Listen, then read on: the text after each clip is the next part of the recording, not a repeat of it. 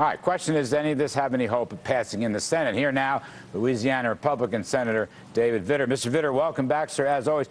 I don't know if you saw the... Thanks, Larry. I don't know if you saw the Karl Rove op-ed piece in today's Wall Street Journal, but he had some interesting polling numbers. Interesting polling numbers. Yeah. Crossroads, his group, did polls. Okay, the country basically hates Obamacare. Independents, 60% of independents oppose Obamacare.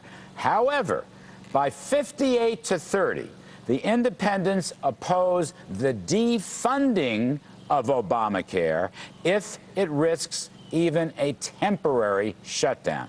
58 to 30, independents desert Republicans over defunding, even if it's a temporary shutdown. Isn't that a risk that that's going to happen, and that the Republicans might blow whatever advantages they may have on Obamacare? Look, Larry, good, bad, or indifferent, I don't think there's going to be any government shutdown for a day or an hour. So I don't think it's a big risk. But certainly I understand the concern. I'm going to do everything I can to support the House bill. Obviously, that's uphill in the Harry Reid Senate. But I, for one, as a conservative, am going to do everything I can to support the House bill. Well, that said, if Senator Ted Cruz, who was a friend and a frequent guest on the show, if Mr. Cruz is going to filibuster, then the date for the continuing resolution will slip by, and there will be a government shutdown with substantial political consequences against the GOP. But I think there are all sorts of things that could go back and forth that could happen. So I think you need to take it a step at a time. For instance, the House could pass another short-term resolution as we continue debating these bigger issues, including Obamacare. I do wish the House had included something else in the CR, something you and I have talked about, Larry, which is my language with others, to make sure there's no Washington exemption from Obamacare. I think that would have created enormous additional leverage in conservatives' direction in the Senate in dealing with this. Right, that's an interesting point. Yeah, that's right.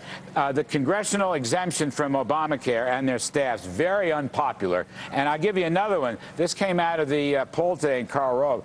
People out there really these are independents, they want to delay the individual mandate. They want to delay it. And for the life of me, I don't know why that wasn't the battle. Let's say you had a one-year delay on the mandate, and you had some kind of delay on the exemption you're talking about. To me, you'd get half a dozen Democrats and win those votes in the Senate. Well, that's exactly what we tried to convince Speaker Boehner of. Many of us went to him and suggested essentially just that.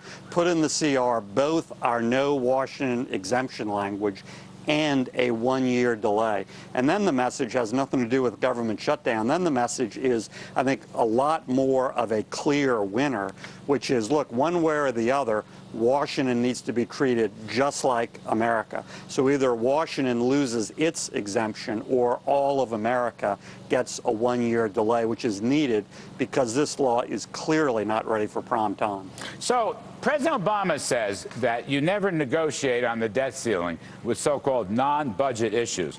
Now, the Washington Post took a look at that and gave it 4 Pinocchios, meaning he's basically 4 Pinocchios for, shall we say, not telling the truth on any of this. What's going to happen with the debt ceiling? There's a pipeline. The pipeline is attached to the debt ceiling. Other things are attached to the debt ceiling. Is that going to be held up also? Well, every significant debt ceiling debate, Larry, as you pointed out, has had other issues attached to it. That is the norm. That's not the exception. So President Obama was just flat out wrong, as the Washington Post, not exactly a conservative blog or something, pointed out. So there are clearly going to be legitimate demands attached to increasing the debt ceiling. And I agree with that. Look, my attitude, I think, is pretty typical of conservatives. If we're going to do anything about the debt ceiling, we need to do something about the debt. The problem isn't reaching the ceiling. The problem is the debt. To me, it's like having a brother-in-law with a spending problem, and he comes to you and says, I have the solution. I just need you to go down to the bank with me to get a 9th credit card. That's not a solution unless tied to that is a real spend-down plan to get you to fiscal sanity.